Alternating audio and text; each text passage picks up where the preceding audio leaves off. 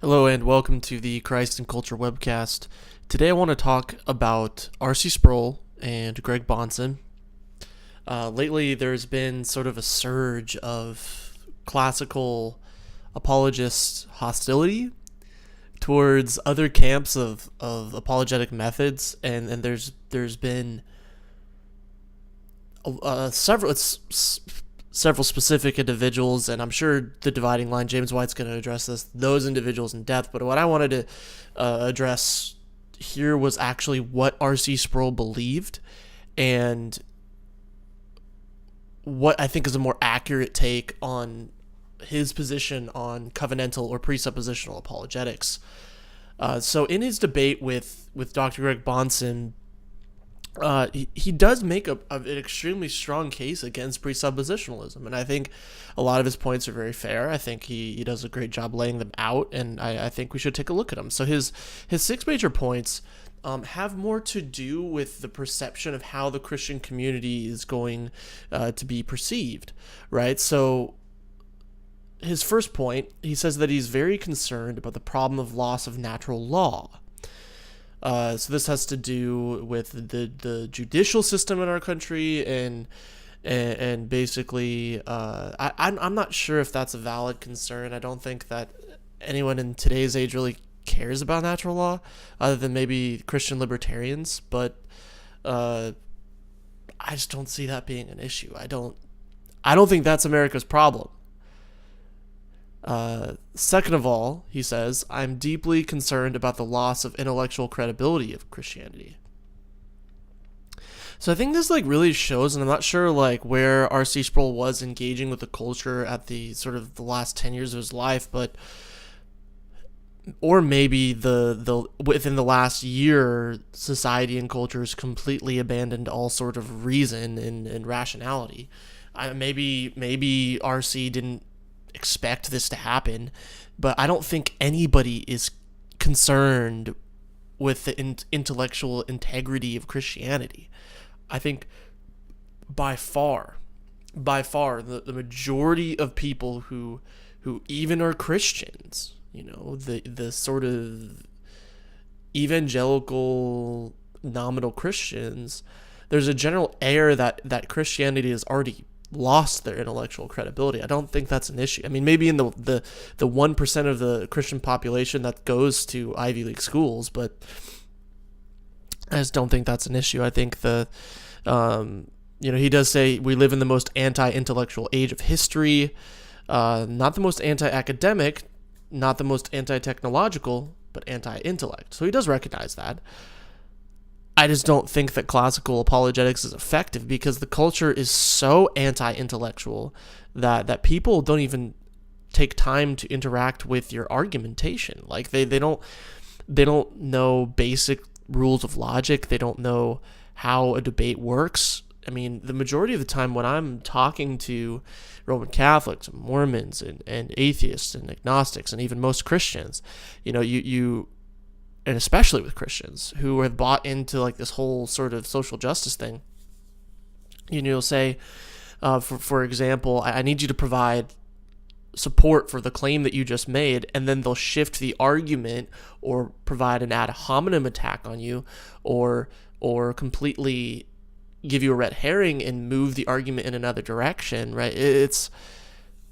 There's no integrity. No one expects you to have integrity in argumentation. That's why I think at the end of the debate, he says something quite revealing, and we'll get there. His third point was that he is deeply concerned about the loss of Christian influence on general culture of our society. I think, with all respect to Dr. Sproul, I believe a pessimistic amillennial doesn't exactly accomplish influence on culture. I think if you believe that in its sort of two kingdom kind of outlook, I'm not sure Dr. Sproul was exactly two kingdom, but I think that the problem isn't presuppositionalism in regards to cultural impact. I think it's Christians who believe that this is not their world, that God doesn't have authority over it, and you want the world to get worse and worse and worse so that Christ will return. That's the problem with cultural influence. The problem is not intellectualism. It's not the way that we debate. It's the way that we hide in cowardice in the shadows, the way that pastors don't preach the gospel from the pulpit. Our apologetic method isn't the reason that Christians have withdrawn from culture. So I think it's a valid point. I just don't think he's correctly identifying the source of that problem. Fourth, I'm concerned about the loss of what I would call the purity of classical and historical Calvinism with respect to the relationship of faith and reason, and the intrusion of what I consider to be neo-orthodox methodology into Calvinism. I think it's a fair critique. I think that presuppositionalism parts ways from orthodox apologetic method. I think historically you've always seen classical apologetics be the method of choice. I think that, especially because it wasn't until really Van Til came along that that presuppositional apologetics was more kind of systematized, right? But I mean, you see people thinking presuppositionally, especially in the Dutch Reformed Church, but I think it's a fair critique, but I don't think that's necessarily a bad thing. I don't think that, like, the whole point of Van Til's apologetic was to attack the whole Barth methodology of thinking, like existential kind of Enlightenment thinking. Like, that's what it's so powerful in combating. And so I think you have to recognize that there was a shift in culture where everyone went from being generally theistic to generally atheistic. Right? And as a result, a lot of the classical arguments presuppose that the person will readily accept that there's some sort of ultimate cause or there's some sort of chief being, whereas now those arguments will point to and logically spell out that that's the case, but the in modern society, people are like, I don't get what you're saying. I don't follow. Why? Because they're so catechized with their presuppositions of atheism that these arguments fall flat, super flat, but in a culture, historic Orthodox Christianity, generally, culturally, societally, people accepted a God. Fifth, and this, perhaps 5 and 6 are probably my two greatest concerns about this whole question of methodology. Number 5 is the concern with the problem of intimidations of Christians in our culture. I know from being a college student and a college professor and a seminary professor that I find that students in this day and age have been very much intimidated by skeptical assault of intellectual credibility of their faith. And though it might not rob them of their salvation, we're Calvinists, we don't think that could happen, but nevertheless, it makes them less active, less aggressive, less bold. Fair enough. I this is the problem. I think what Dr. Sproul is saying is so poignant, it's so valid, it's so true, but I think he's assigning incorrect sort of conclusions upon presuppositional apologetics. I think what can be blamed for all of these problems, for Christians being less bold when they go to university, for Christians being less intellectually have less intellectual integrity. I think that the problem is a lack of catechesis. I think these kids, they grow up basically going to church maybe once a month or twice a month or maybe every Sunday, but they spend 30, 40 hours a week out of the home, and they go to public school, and they have school sports and after school programs, and when it's all said and done, they spend 30 minutes a day with mom and dad. So how can you expect these children going to university to have any sort of intellectual rigor when they went to a public school system that teaches to the lowest rung? That's the problem. I think Dr. Sproul has completely accurately pinpointed a huge problem in cultural Christianity. I think parents are not catechizing their children, and I think when they get out of the home, they're just falling away in droves because they never were saved. They never heard the real gospel. They were never catechized. They don't have a framework. They don't have a worldview. And so when they get to university, the problem is not that they don't know how to think. It's that they don't have any thoughts of substantive value. They've been catechized by their peers, by their friends, by their teachers, and so they believe what the state wants them to believe, what the world believes. So when they go to university, that's just confirmed and confirmed and confirmed, except with a secular bias. In middle school and high school, you don't get a lot of that blatant secularism. Although it exists, it's not quite as blatant. But when you get into university, nobody holds back. It is complete secular humanism, and everything, even your business classes, you're going to hear about Darwin in your business classes, right? That's the reality. The problem is not your apologetic method, it is your catechesis. So parents and children who have parents, hold your parents accountable to catechize you. And parents, catechize your children. That's the problem here. RC's pointed it out very, very specifically. And finally, this is point 6 that RC brings up in his debate with Dr. Greg Bahnsen. I am deeply concerned about a methodology that might lead us into a Christian ghetto, where a Christian community is left with conversation with itself. We're living in a secular society that is assigned to us a reservation where we can live in peace as long as we understand the religion and theology as a matter of faith and is divorced from separated from theology, or from questions of science and questions of rationality. And in another lecture he gives, he basically uses the Kierkegaardian sort of language, a leap of faith, right?